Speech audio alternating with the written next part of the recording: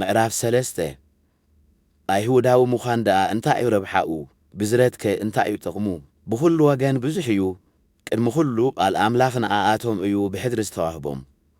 ገለ ካብኣቶም ዘይኣምኑ እንተኾኑ ግዲ እንታይ እዩ እቲ ናታቶም ዘይምእማን ነቲ ብኣምላኽ ምእማን ዶ ከምቲ ይገብሮ እዩ ያ ኣይፋሉን ከምቲ ብቓላትካ ክትጸድቕ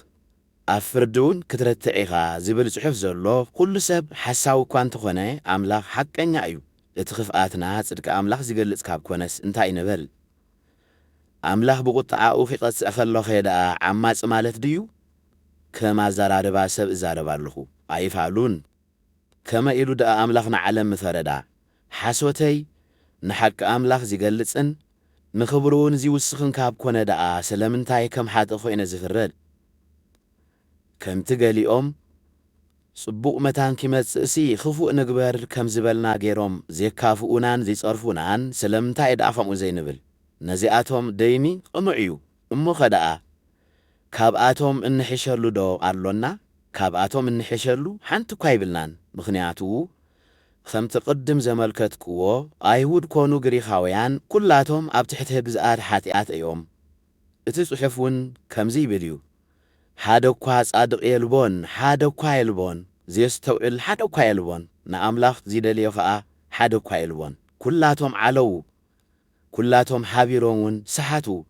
ጽቡቕ ዝገብሩን የልቦን ሓደ እኳ የልቦን ጎረሮኦም ክፉት መቓብር እዩ ብልሳኖም ይሽፍጡ ኣብ ትሕቲ ኸናፍሮም ሕንዚ መንደላይ ተመን ኣሎ ኣፎም መርገምን መረረን ሙሉእ እዩ ኣእጋሮም ደም ንምፍሳስ ቅልጡፋት እየን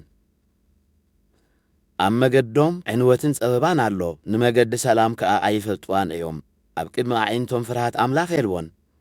እነሆም በኣር ኩሉ ሰብ ዘየመኻነዮ ምእንቲ ኺስእን ኩሉ ዓለም እውን ኣብ ትሕቲ ፍርዲ ኣምላኽ ከም ዝኾነ ምእንቲ ኺፈልጥ እቲ ሕጊ ዝእዝዞ ነቶም ኣብ ትሕቲ ሕጊ ዘለዉ ከም ዝኾነ ንፈልጥ ኢና ስለዚ ስጋ ዝለበሰ ኩሉ ኣብ ቅድሚ ኣምላኽ ሕጊ ብምፍጻም ዝጸድቕ የልቦን ከመይ ሕጊ ሓጢኣት ከም ዘሎ ጥራይ እዩ ዘየፍልጥ ሕጂ ግና ከምቲ ሕግን ነቢያትን ዝመስከርዎ ጽድቂ ኣምላኽ ብሕጊ ሙሴ ዘይኮነ ብኻልእ መገዲ ተገሊጹሎ ኩሎም እቶም ዝኣምኑ ኣብ ቅድሚ እግዚኣብሔር ዝጸድቁ ብኢየሱስ ክርስቶስ ብምእማን እዩ ኣብዚ ሌላን ጉሌላን የልቦን ከመይ ኩሎም ስለ ዝሓጡን ካብ ክብሪ ኣምላኽ ስለ ዝረሓቑን በቲ ብኢየሱስ ክርስቶስ ዝርከብ ድሕነት ብኸምኡ ብጸግኡ ይጸድቁ ኣምላኽ ከዓ ጽድቁ ምእንቲ ኸርኢ ነቲ ቀደም ዝተገብረ ሓጢኣት ብመለኮታዊ ትዕግስቱ ይሕለፍ ሓደጎ ንእኡ ድማ ብደሙ ንዝኣምን ኩሉ መተዓረቒ ገይሩ ኣቆሞ ኣብዚ ዘበን እዚ ዝገልጾ ዘሎ ኸዓ ንሱ ጻድቕ ከም ዝኾነ ነቲ ብኢየሱስ ዝኣምን ዘበለ ኩሉ እውን ከም ዘጽድቆ ምእንቲ ኸርኢ እዩ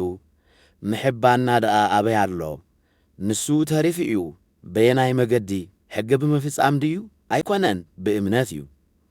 ከመይ ሰብ ሕጊ ብምፍጻም ዘይኮነስ ብእምነት እዩ ዝጸድቕ ኢና እንብል ወይስ እግዚኣብሔር ኣምላኽ ኣይሁድ ጥራይ ድዩ